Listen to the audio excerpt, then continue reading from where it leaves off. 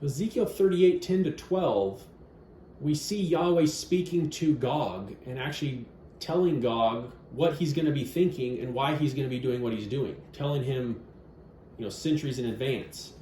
So Ezekiel 38, 10 through 12 says, "This is what the Lord Yahweh says, on that day, thoughts will arise in your mind, and you will devise an evil plan. You will say, I will advance against a land of open villages. I will come against a tranquil people who are living securely, all of them living without walls and without bars or gates, in order to seize spoil and carry off plunder, to turn your hand against ruins now inhabited, and against a people gathered from the nations who have been acquiring cattle and possessions, and who live at the center of the world."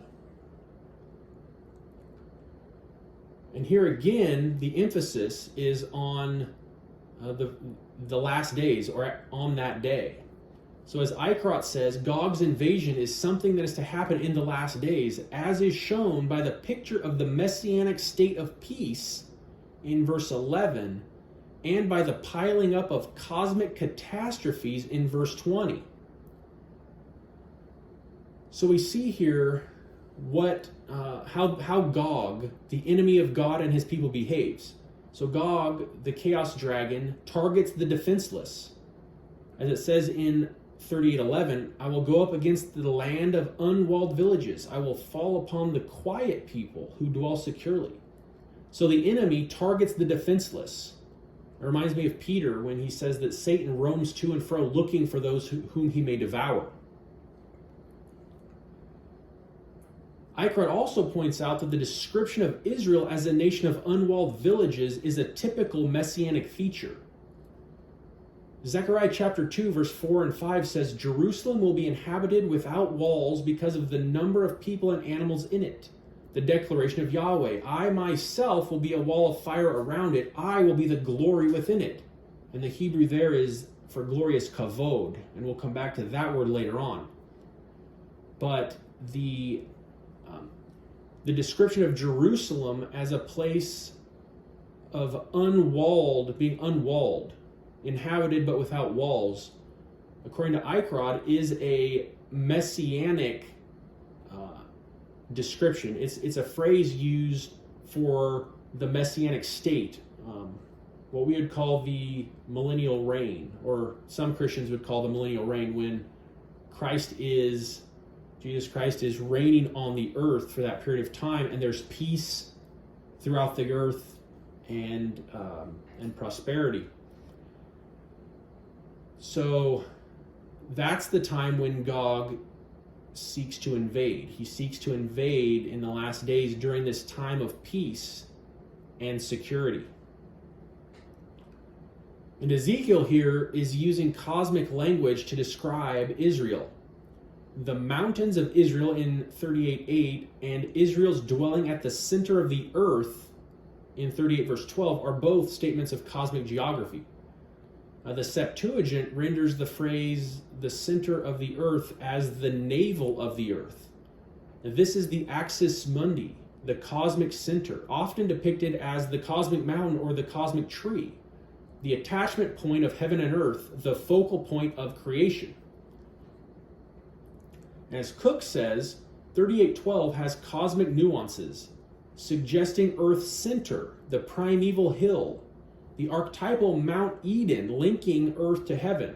For Ezekiel, the Temple Mount is a cosmic center, but so is the entire land. Thus, Ezekiel uses the plural phrase mountains of Israel, making all God's territory a mountain paradise. He specifically refers to the entire land as an Edenic realm in 36:35, a realm associated with God's cosmic mountain in the Near East. And that's the end of the Cook quote, and I'm going to read Ezekiel 36:35, which he referenced there, and that verse says, "And when I bring you back, people will say, this former wasteland is now like the Garden of Eden. The abandoned and ruined cities now have strong walls and are filled with people." And also significant is Ezekiel 28, verse 13 and 14. In that passage, the divine rebel is judged and cast out. But part of that passage reads, You were in Eden, the garden of God. You had access to the holy mountain of God and walked among the stones of fire. So the divine rebel was cast off the mountain and out of Eden, and he wants both of them back. That's what the dark side wants. They want to take the mountain of Yahweh as their own. They want to conquer and inhabit the Mount of Assembly and sit in the high chair, the throne of God. And that's what Gog desires. He desires the cosmic center, the mountain of God.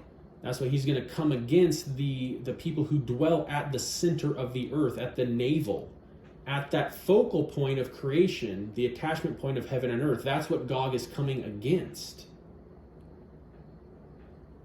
And in 38 verse 13 and 14, we read, Sheba and Dedan and the merchants of Tarshish with all its rulers will ask you, have you come to seize spoil?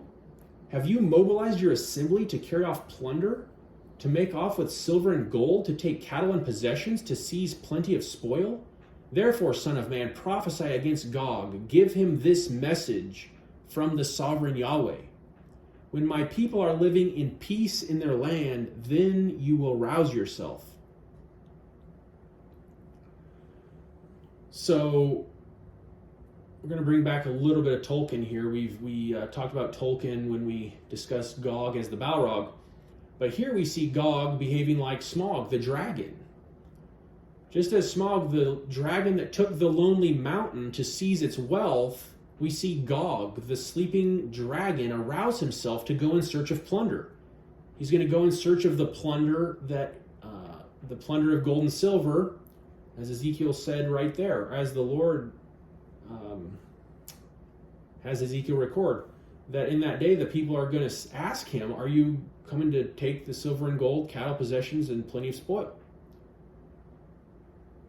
So the greed of the dragon is clear. The Hebrew root for looting is used 6 times, and the root for plunder is used 4 times.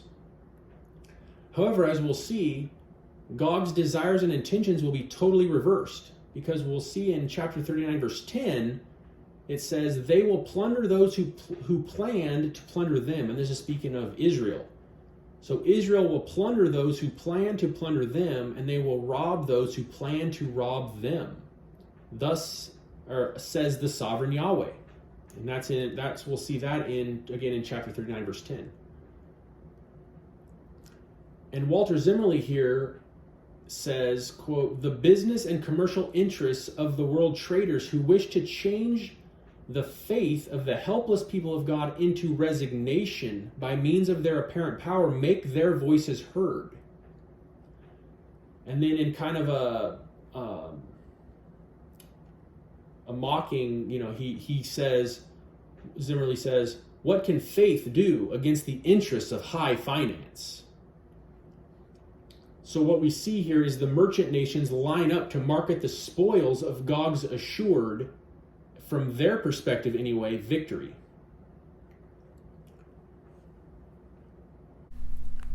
Thank you for listening. I'll post the next segment in the study of Ezekiel 38 and 39 in the next video. If you like the content, please like, share, and subscribe to help the channel grow. And here is the list of sources that I've used to compile this study. Thank you. God bless.